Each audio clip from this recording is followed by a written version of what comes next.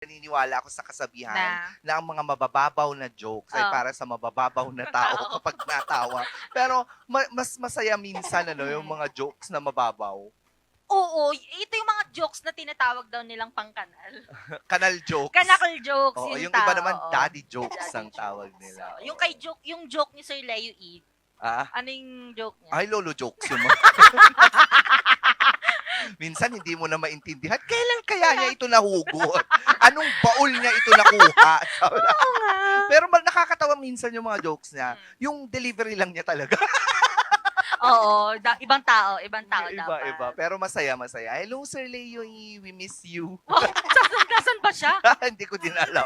Nasan ba siya? Nako, alam mo yung color natin ngayon, ibang-iba, dilaw. Diba? Manilaw-nilaw tayo ngayon. Ang tawag sa atin, sunflower. Sunflower ba tayo? Ay, hindi Mm-mm. ko pala May pwedeng iba pa bang sabihin. color na bulaklak na alam mo? Na yellow? Yung Yellow ano? bell. Yellow, yeah. Oh. Daisy. Daisy. Ano pa ba yung Oh. tulips? Tulips na color yellow. Yes. Ano pang iba? Tree lips. Charot. Yan yung tinatawag natin. Lolo Lolo jokes.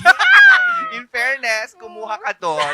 So, mukha tayong flower. Pero yung Yes. iba, hindi malalaman kung naka-yellow ba tayo or hindi. Oo nga. Dahil nga sa color blindness. Blindness. Kaya mga ka-MP, ibang tingin, ibang kulay. Alamin ang siyensya sa likod ng color blindness. Dito sa Kata Wonder.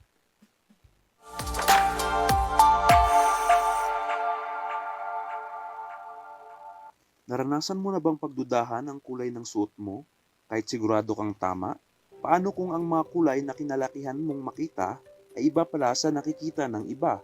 Hindi natin masyadong napapansin pero malaking porsyento ng tao ay colorblind. Pero teka, hindi ibig sabihin nito na black and white lang ang paningin nila. Nahihirapan lamang silang makita ang ilang kulay tulad ng pula at berde o minsan asul at dilaw. May mga sensors ang ating mga mata na tinatawag na cone cells. Ito ang tumutulong sa atin na makakita ng mga kulay. Kung kulang o hindi gumagana ng maayos ang isa sa mga sensors, doon na nagkakaroon ng color blindness. At paano nga ba natin malalaman kung tayo ay colorblind? Ito, bilog na imahe. May nakikita ka bang numero o pattern?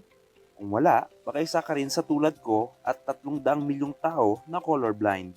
Ito ay isang color blindness test o mas kilala sa tawag na Ishihara Color Blindness Test. Noong 1917, si Dr. Shinobu Ishihara, isang ophthalmologist mula sa Japan, unang ginamit ang test na ito sa mga sundalo para malaman kung nakakakita ba sila ng tamang kulay. Dahil sa importansya sa iba't ibang gawaing militar, gaya ng pagtukoy sa mga signal, pag-interpret ng mga mapa, at pagpapatakbo ng mga kagamitan. At hanggang ngayon, ito pa rin ang popular na paraan para malaman kung ang isang tao ba ay may isang uri ng color blindness. Una, ang pinakamadalas, ang red-green color deficiency, kung saan napaghahalo at napagbabaliktad ang mga kulay na berde at pula. Sunod, ang blue-yellow color deficiency, kung saan nahihirapan ang isang tao sa pagkakaiba ng shades ng kulay asul at dilaw.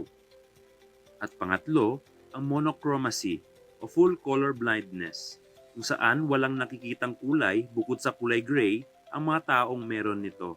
Sa totoo lang, ang color blindness ay hindi naman malala, pero minsan, nakakaapekto nga lang sa mga simpleng gawain tulad ng pagpili ng damit, pagbabasa ng mapa, at pagtukoy sa kulay ng traffic lights. Pero huwag kang mag-alala. Kahit walang permanenteng lunas ang color blindness, mayroon na ngayong mga eyeglasses at contact lenses prescribed para lang talaga sa may mga color vision deficiency. Ang color deficiency ay hindi isang kapansanan. Isa lang itong ibang paraan ng pagtingin sa mundo mula sa ibang perspektibo.